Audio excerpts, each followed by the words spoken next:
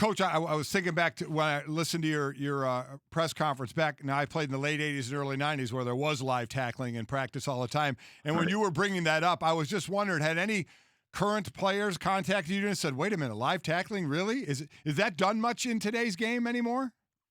You know what? I don't know who all does it out of the other 31 teams where I've worked the last 8 years. We definitely practice that. We see the benefits of it, both in being effective and safer. And look, our player safety is the number one factor, and we got to make sure we do things correctly.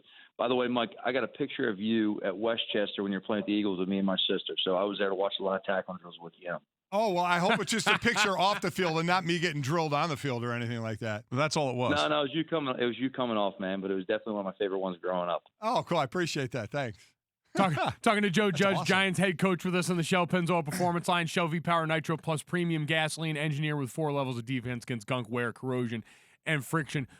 Coach, looking at this situation, you mentioned getting to know your personnel. The one player that you know in all of this is going to be there is your quarterback in Daniel Jones. From what you've seen from him in his first year in the league, we know you're working for another team last year, but from what you've seen of him so far, what are your impressions of your young quarterback and the guy you're going to get a chance to work with?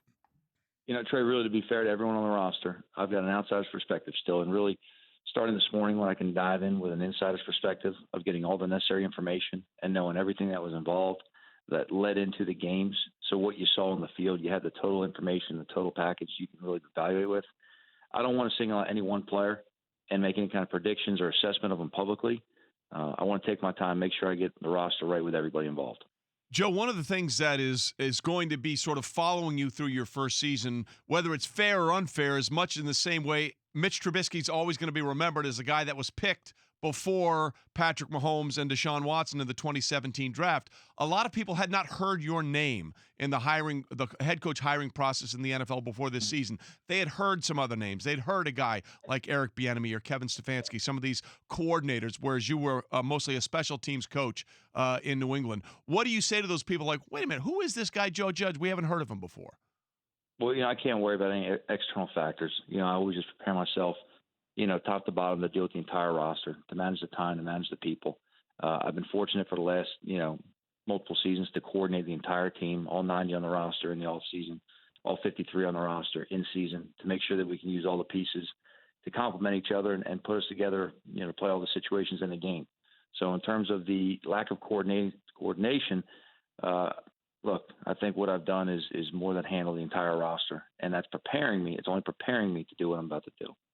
Talking to Joe Judge, new Giants head coach. And if you could take everybody kind of inside a little bit, one of the other things I love that you said in the presser was about not putting the round peg in a square hole and find out what players do well and build on that instead of what can't they do and leave that out of it. So, and we certainly see that in New England, the versatility of players. How do you go about that from start to finish of the versatility and cross-training of players?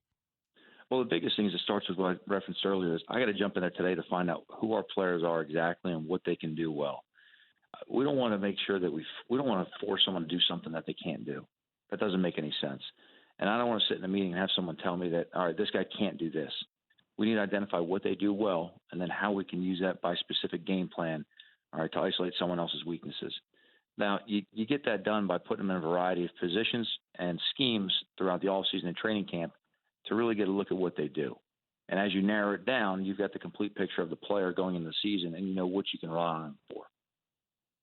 Talking to Joe Judge with us, Giants head coach on the Shell Pennzoil Performance Line. Coach, the other portion of this job is, like all of us, have a boss, and certainly in dealing with ownership in New York is one thing, but Dave Gettleman is a guy who's been a very public face of this franchise for the last couple of years.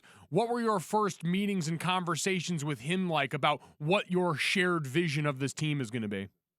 Very positive, very positive. A large portion of what I've done my entire career has been evaluating personnel. From the nature of working special teams, you have to know the complete player to know how to use them.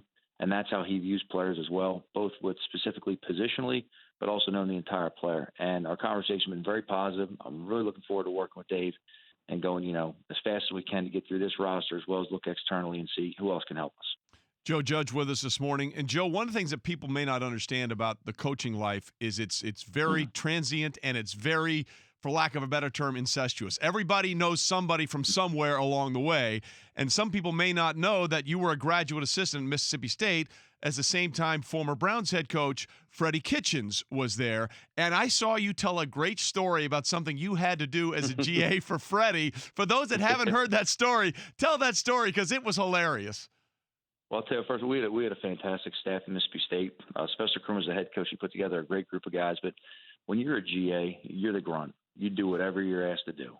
I mean, I washed cars, I filled coffee, I picked up laundry. I did everything before I could get to the football. And in the meantime, you learn, where you are on the totem pole, which is directly at the bottom.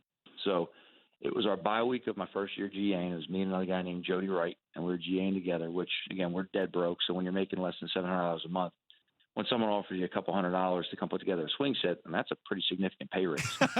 So it was our first bye week, and it was Sunday, and Freddie comes rolling around and says, hey, listen, I got a swing set for my kids. Why don't you and Jody come on over, help put it together, and we'll take care of you. Great, dude. And I'm telling you, Freddie is a great human being, and takes care of all of his guys. So I'm like, yeah, definitely, Freddie, we'll be on over.